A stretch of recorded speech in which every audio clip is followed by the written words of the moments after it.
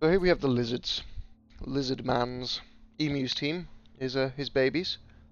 One of the most popular teams in Blood Bowl 2. You can't go wrong with lizards. You can't go Uh, wrong with Aztec dinosaurs. Come on. they're awesome. They're awesome. They're one of my favorite teams. They have an exceptional amount of mobility. Their skinks are so quick.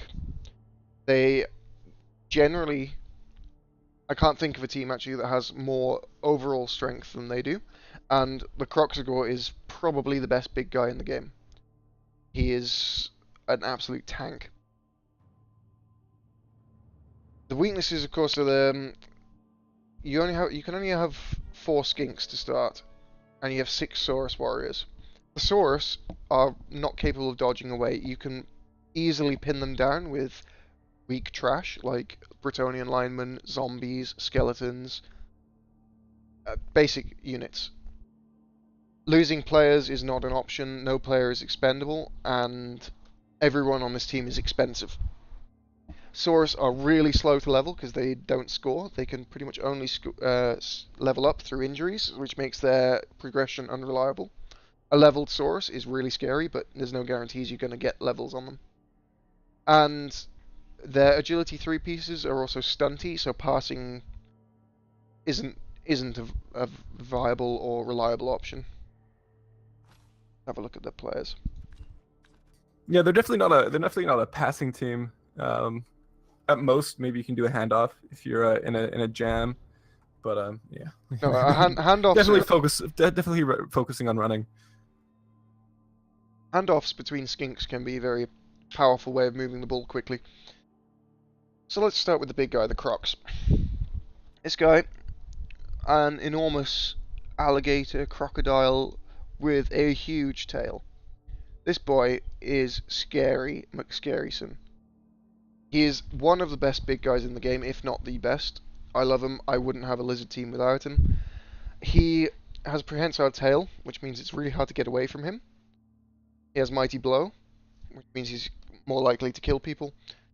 And he's hard to knock out because he has a thick skull. He has Loner and Bonehead as his nega traits. Bonehead is probably the second best nega trait, but it does sometimes mean he loses his tackle zone, which does discount from this And prehensile tail. with of course, with the Loner and Bonehead, you're not going to want to re-roll with the Croxagore. Hopefully, you're taking safer rolls. Absolutely. And you're lucky though, because with the Mighty Blow, there's a good chance that you can get some maybe an early level on your Croxagore, and probably throughout like a short format tournament, you'll probably get a level on it. Like, Yep. what would you recommend when you level up your Crocs? What are you looking for? Well, let's have a look at what he can get. If you're lucky, maybe. So, But like guard, I most think, big is guys, popular. he can only get strength skills as base. So guard is really good. Stand firm on him can be really good, because of the prehensile tail. So you can't push him away from important players. Break tackle can be really good again because then he can move into a position where his prehensile tail can be really good. It's one of the reasons why the Crocs is so good is that he actually has a lot more versatility in his skill build than most big guys. Because most big guys, as you say, will just go guard, they'll go grab, they'll get block if they're lucky. But the Crocs can really, really abuse his mobility with break tackle. Because again, he's a fast big guy. He's got movement 6. He's fast. He's as fast as most linemen. And with break tackle, armor value 9, Yep. strength 5. I mean, he hits hard. And he's hard to get rid of. He's really hard to get rid of. Speaking of hard to get rid of, your rank and file, your Saurus warriors.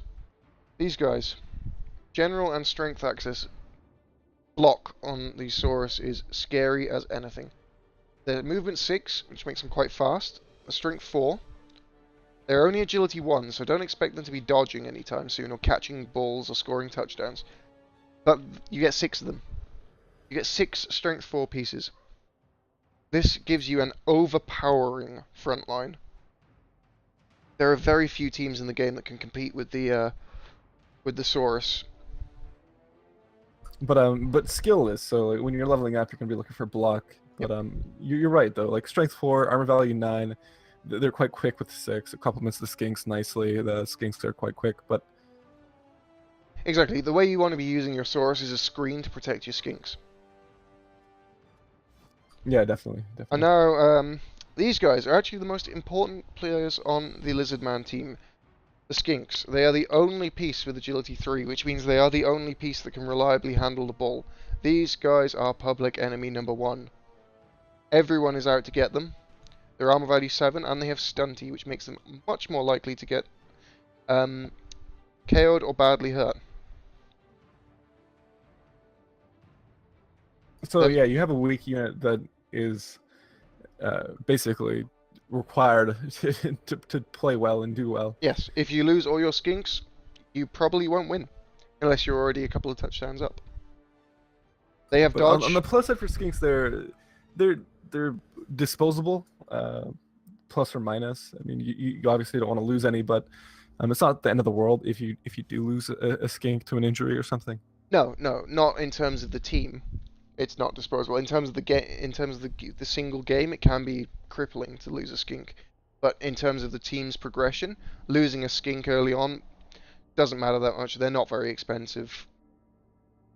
They're very quick. That's the advantage with skinks. You know, movement 8, they can cover most of the pitch in 1 turn.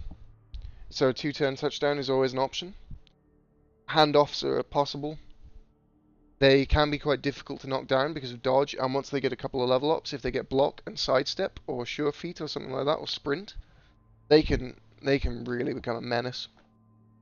Yeah, I've had a few games where my skinks just wouldn't be knocked down. They're dodging left and right, and you know, if you're lucky and get that block off, I mean, they're gonna be tough Yep. to take down. There really is only one build for Lizardmen to start with, in my opinion. Obviously, you can mix them around a couple of. You could take out a Saurus maybe and add another skink if you wanted, but I don't really see the point for doing that. You need to get all your Sauruses on the pitch as soon as possible so they can start rolling block dice, start knocking people down, and hopefully score some SPP. You want to get your Croxigor, probably the best big guy in the game, vital to the success of a Lizardman team, and you want to get 4 skinks. These are the only players that can handle the ball. You need to make sure that if 1 or 2 or even 3 go down, there's still someone else to step into the breach. The downside with Lizards, they start off with very few rerolls. This can be a huge problem. So you start with like about 2 rerolls, and you don't have block either, so there's a good chance you're gonna be burning your rerolls fairly soon. You Or don't have often. block and you don't have sure hands, so picking up the ball can be a nightmare as well. But all in all, Lizards are a fun team. They're frustrating as hell to play against because there's just so much strength everywhere on the pitch. The best way to find success playing against Lizards is to kill the skinks, and the best way to ensure success playing as the Lizards is to protect the skinks. They don't really struggle, in my opinion, in any particular matchup except dwarves and chaos dwarves. But you know, any team that relies on dodge will struggle against those teams. And that will pretty much call it a day for the Lizards. They're a simple team, not too hard to play, very fun, quick to learn. I'd say hard to master.